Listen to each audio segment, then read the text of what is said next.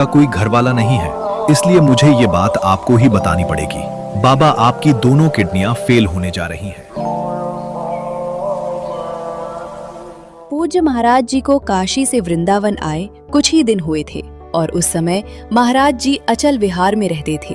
परंतु महाराज जी इस बात से अनजान थे कि उनकी किडनियां फेल होने वाली है। और एक दिन महाराज जी जब साधन भजन कर रहे थे तो उनके पेट में नोचन और दर्द हो रहा था। परंतु महाराज जी ने सोचा यह शरीर का कोई छोटा मोटा विकार होगा और महाराज जी ने उसे नजरअंदाज कर दिया और अपने साधन भजन में लग गए। परंतु अब हर रोज पेट में भरी दर्द और ऐसा लगता मानो कोई पेट को नोच रहा हो। परंतु महाराज जी यह दर्द किसी को नहीं बताते थे क्योंकि उन्हें कोई नहीं जानता था। बस एक बलराम भैया थे जो महाराज जी से कभी कभी मिलने आया करते थे। परंतु किसी कारण बस वह भी महाराज जी से मिलने नहीं आए थे और प्रतिदिन यह दर्द और ज्यादा बढ़ता रहा और महाराज जी को और ज्यादा कष्ट होने लगा। बलराम भैया ने सोचा, बहुत दिन हो गए हैं बाबा से मिलने नहीं गया, चलो आज बाबा से मिलने के लिए चलते हैं। और बलराम भैया महाराज जी से मिलने के लिए चल दिए। जब वह महाराज जी के पास पहुँचे तो देखा कि महाराज जी रोज की तरह अपनी श्री जी की सेवा कर रहे थे। परंतु महाराज जी को अभी भी बहुत कष्ट था। जब महाराज जी श्री जी की सेवा कर चुके तो देखा कि बलराम भैया आए हुए हैं। अरे बलराम भैया, राधे राधे। राधे राधे। बाबा कैसे हो?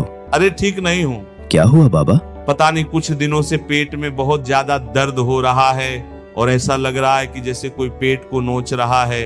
अरे ये तो बहुत बड़ी बात है बाबा, चलो मैं आपका अल्ट्रासाउंड करा देता हूँ।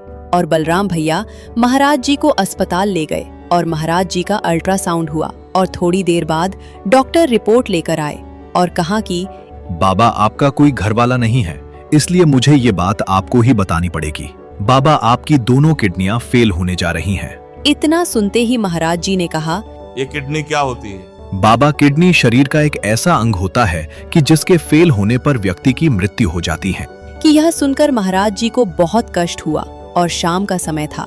महाराज जी एक एकांत स्थान पर गए जहाँ कोई नहीं था और महाराज जी रोने लगे और महाराज जी आर्त भाव से बहुत रोए और रोते रोते महाराज जी ने देखा कि कोई दिव्य चीज उनके सामने चमक रही है और देखते देखते राधा रानी प्रकट हो गई और उन्होंने कहा, ये बाबा साधना मेरे लिए की जाती है ना, और मैं कहती हूँ कि तू मेरा है।